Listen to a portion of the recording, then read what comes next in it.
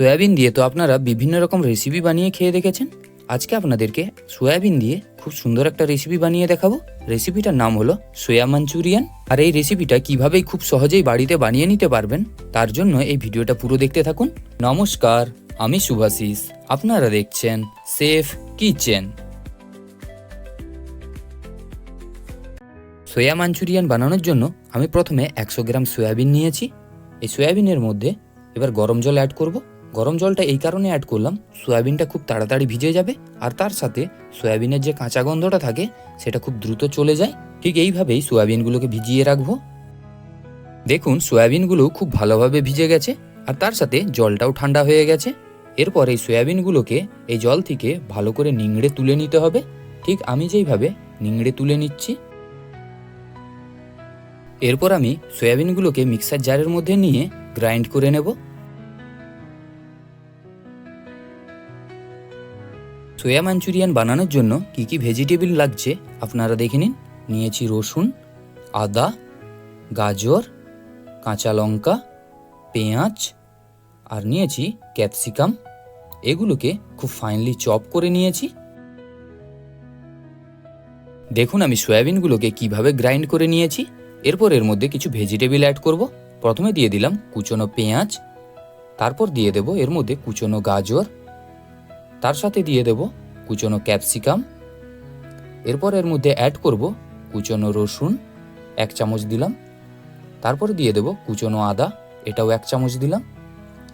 তারপর এর মধ্যে অ্যাড করব কুচনো কাঁচা লঙ্কা আর দিয়ে দেব সামান্য পরিমাণে ধনে পাতা। এরপর এর মধ্যে কিছু মশলা অ্যাড করব। প্রথমে দিয়ে দিলাম স্বাদ মতো লবণ, তারপর দিয়ে দিলাম 1 চামচ মতো কাশ্মীরি লঙ্কার গুঁড়ো আর দিয়ে দেব 2 চামচ কর্নফ্লাওয়ার আর সর্বশেষে দিয়ে দিলাম 1 চামচ ময়দা। এরপর এটিকে খুব ভালো করে মাখিয়ে নিতে হবে। এই মুহূর্তে একটা কথা বলে রাখি, এই মাখানোর সময় যদি খুব ড্রাই ফিল হয় তাহলে আপনারা এর মধ্যে খুব সামান্য জল দিয়ে এটিকে মাখিয়ে নিতে পারেন। তাহলে এর মধ্যে আঠালো অংশটা খুব ভালোভাবে এসে যাবে আর এটিকে বল বানাতেও খুব সুবিধে হবে। দেখুন আমার সুন্দরভাবে মাখানো হয়ে গেছে। এরপর সামান্য নিয়ে গোল গোল বল বানিয়ে নিতে হবে। আর আপনারা নিশ্চয়ই দেখেই বুঝতে পারছেন কিভাবে বলটা বানাচ্ছি। আর ঠিক এইভাবেই সবকটা বানিয়ে নিতে হবে।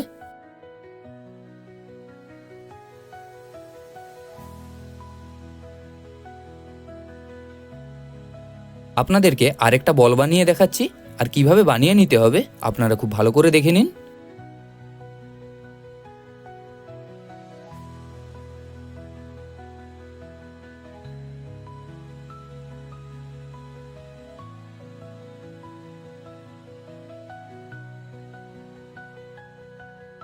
দেখুন ঠিক এইভাবেই আপনাদেরকে বানিয়ে নিতে হবে। আর আমি এর সাথে বাকিগুলোও বানিয়ে নিচ্ছি। দেখুন আমার সবকটা সোয়া বল বানানো হয়ে গেছে। এরপর এগুলিকে ডিপ ফ্রাই করে নেব।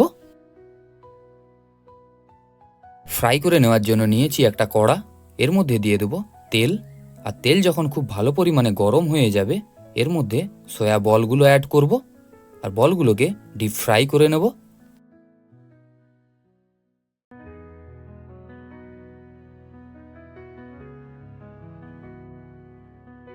তবে এই সময় আপনারা খুব ভালো করে মনে রাখবেন গ্যাসের ফ্লেমটাকে লো টু মিডিয়াম আঁচে রাখতে হবে, না হলে সোয়া বলগুলো বাইরটা লাল হয়ে যাবে, ভেতরটা ঠিকমতো ভাজা হবে না।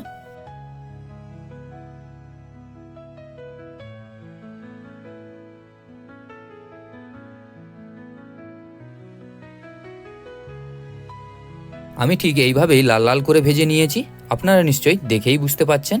এরপর ভেজে নেওয়া সোয়া বলগুলোকে তুলে একটা পাত্রের মধ্যে রেখে দেব।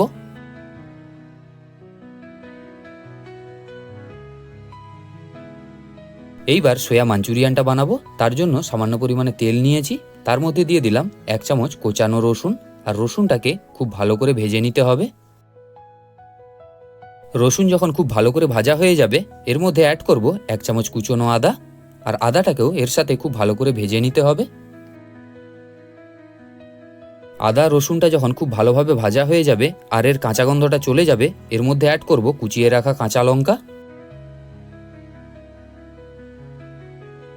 এরপর এর মধ্যে দিয়ে দেব কুচিয়ে রাখা পেঁয়াজ, আর পেঁয়াজটাকেও খুব ভালো করে ভেজে নিতে হবে।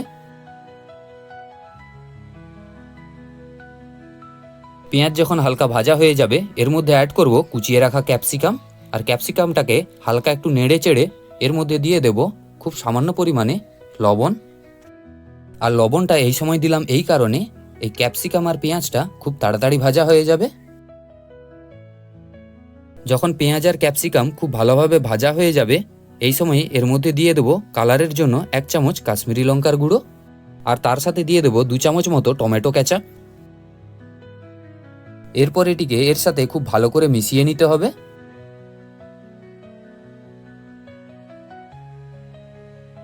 যখন খুব ভালো করে কুক করা হয়ে যাবে এর মধ্যে অ্যাড করব 1 চামচ ভিনিগার, আর তার সাথে অ্যাড করব 1 চামচ ডার্ক সোয়া সস। তারপর এটিকে খুব ভালো করে মিশিয়ে নিতে হবে।